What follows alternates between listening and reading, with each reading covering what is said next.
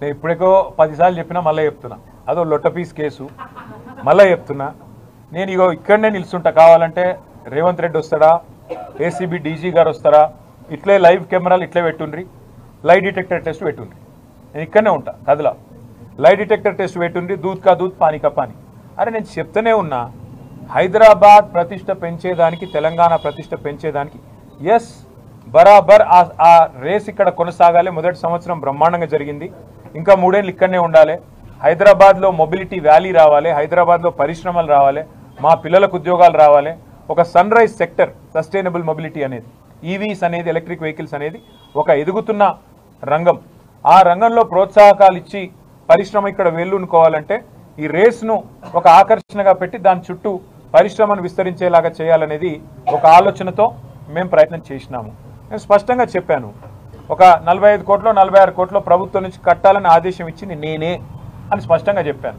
ఆ 46 కోట్లు ప్రభుత్వం నుంచి ఇక్కడ నుంచి పోయినాయి, బ్యాంకు ద్వారానే పోయినాయి, అవతల వాళ్ళ దగ్గర ఉన్నాయి. రూపాయి ఎక్కడా తారుమారు కాలేదు. ఇక్కడ నుంచి పోయిన ప్రతి రూపాయికి అక్కడ లెక్క ఉంటే ఇక అవినీతి ఎక్కడిది, అవినీతిని నిరోధించడానికి అవినీతి నిరోధక శాఖ ఎక్కడిది, అందులో స్కామ్ ఎక్కడిది, మన్ ఎక్కడిది, మశానం ఎక్కడిది. అందుకే దీన్ని ఒక లొట్టపీస్ కేసు అని చెప్పినా, మళ్ళీ చెప్తా ఉన్నా, ఏం వేస్తారో ఛార్జ్ షీట్లు, ప్రాసిక్యూషన్లు, జైళ్ళు వేసుకోండి.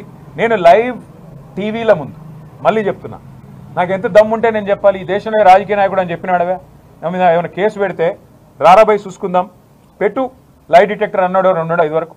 నేను చెప్తున్నా రా, నేను తప్పు చేయలే, నిజాయితీగా నేను ఈ రాష్ట్రానికి ప్రతిష్ట తెచ్చే ప్రయత్నం చేసిన. పెడతావా పెట్టు కేసు, ఏమయ్యేది నీ లొట్టపీస్ కేసుతోని? ఈ లొట్టపీస్ కేసుతోని, లొట్టపీస్ ముఖ్యమంత్రి గారితోని మాకేం ఫరక్ పడది.